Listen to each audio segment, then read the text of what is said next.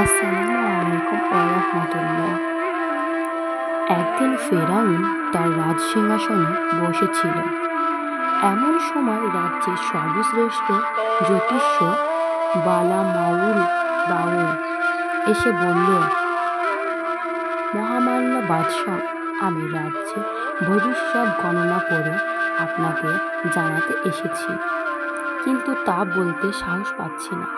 ফেরাউন বলল, তুমি নির্ভয়ে বলো। সে বলল, আজ আকাশে একটি নতুন নক্ষত্র উদিত হয়েছে। তার ফলাফল গণনা করে জানতে পারলাম আগামী 1 বছরের মধ্যে আপনার রাজ্যে বনি ইসরায়েল বংশে একটি শিশু জন্মগ্রহণ করবে।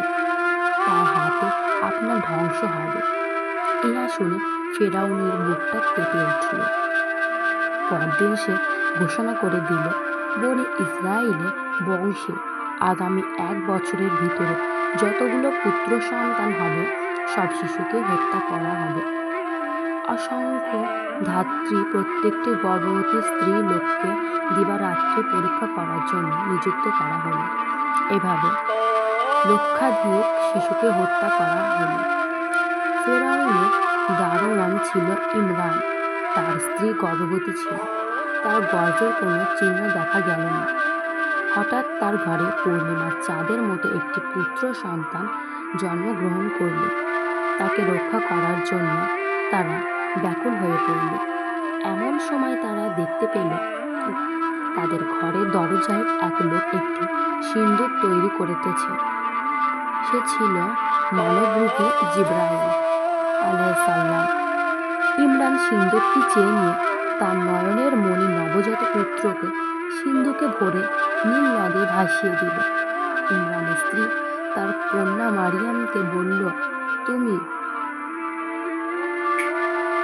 নদের কিনারে গিয়ে দেখে লক্ষ্য রেখো সিন্দুকটি কোথায় যায়। সিন্দুকটি ভাসতে ভাসতে ফেরাউনের বাগানের পাশে গিয়ে থামল।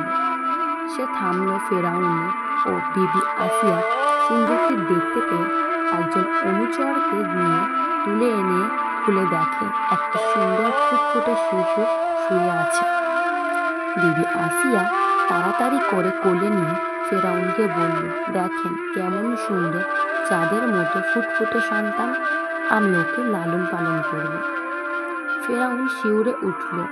সে ভাবতে লাগলো, যদি সে যে শিশুর কথা বলেছে এই হয়তো সেই শিশু।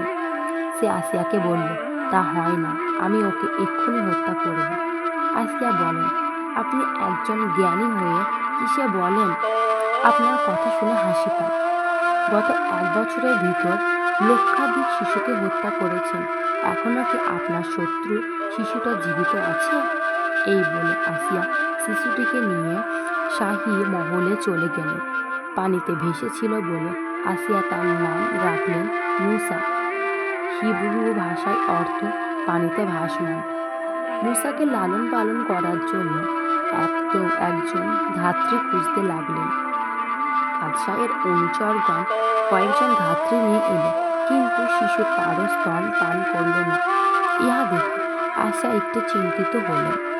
এদিকে ইমরানের কন্যা মরিয়ম আসিয়ার কাছে গিয়ে বলল, আমার খোঁজে একজন ধাত্রী আছে।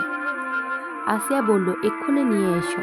মরিয়ম তার মায়ের কাছে গিয়ে সব ঘটনা বলে তাকে নিয়ে আসলো।